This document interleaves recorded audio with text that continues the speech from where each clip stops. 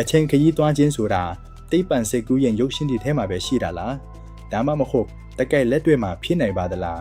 သိပ္ပံပညာရှင်တွေကတော့အချိန်ခရီးသွားခြင်းဟာစိတ်ကူးသက်မဟုတ်ဘဲတကယ်ကိုလေ့လာနေရတဲ့သိပ္ပံဘာသာရပ်တစ်ခုပါအရာအလုံးဟာ Albert Einstein ရဲ့ 9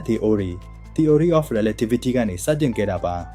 Einstein ကအချိန်နဲ့အာကာသဟာခွဲခြားလို့မရဘဲ space time ဆိုတဲ့အထည်သားတစ်ခုလိုဆက်နွယ်နေတယ်လို့ဆိုခဲ့ပါတယ်ဒီ theory အရာအချင်းဟာလူတိုင်းအတွက်တူညီမနေပဲတင်ဘလောက်မြင်မြန်သွားနေတယ်လဲဆိုတဲ့အပေါ်မူတည်ပါတယ်တင်ဟာအလင်းနှုန်းနှီးပါမြင်မြန်သွားနိုင်ရင်တင်အတွက်အချင်းကနေသွားပြီးအနာဂတ်စီကိုခရီးသွားနိုင်မှာပါဒါဟာ theory တတ်မဟုတ်ပါဘူးလက်ကလေးမှာလည်းကျွန်တော်တို့တတ်သိပြဖြစ်တာပါကျွန်တော်တို့သုံးနေတဲ့ dips ဂျိုရုတွေပေါ်ကနိုင်ရီတွေဟာကဘာပေါ်ကနိုင်ရီထက်တစ်နေ့ကိုစက္ကန့်ပိုင်းလောက်ပိုမြန်နေပါတယ်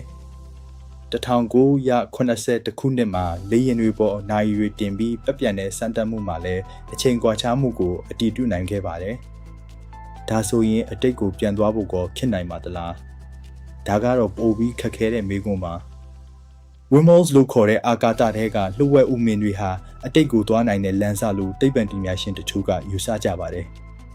ဒါပေမဲ့ဒီဥမင်တွေကိုပွင့်နေအောင်ထိန်းထားဖို့ကအလွန်ကြီးမားတဲ့စွမ်းအင်တွေလိုအပ်ပါတယ်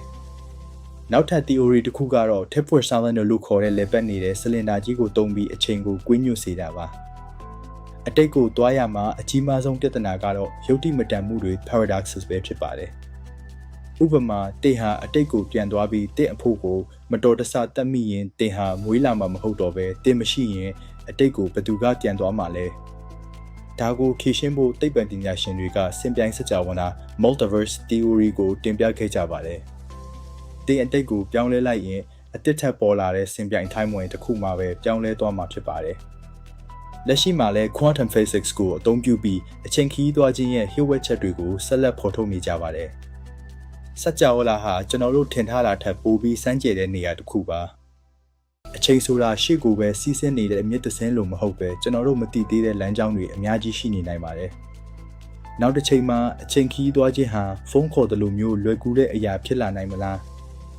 ဒါဟာလူသားတွေအတွက်အကြီးမားဆုံးသောစိန်ခေါ်မှုနဲ့စွန့်စားခံတစ်ခုပါပဲအတိတ်ကစမ်းသပ်မှုတွေကနေတင်ယူပြီးအနာဂတ်ရဲ့တကားတွေကိုဖွင့်လှစ်နေတာပါအခုဆိုရင်အချိန်ခရီးသွားခြင်းရဲ့သိပ္ပံနည်းကျအချက်လက်ချို့ကိုတည်သွားပြီလို့မျှော်လင့်ပါတယ်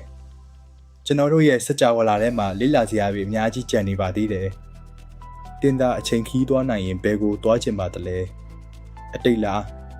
ဒါမှမဟုတ်အနာဂတ်လားသိပ္ပံပညာဟာဒီနေ့မှာဒီမေးခွန်းရဲ့အဖြေကိုရှာပေးနိုင်မှာပါ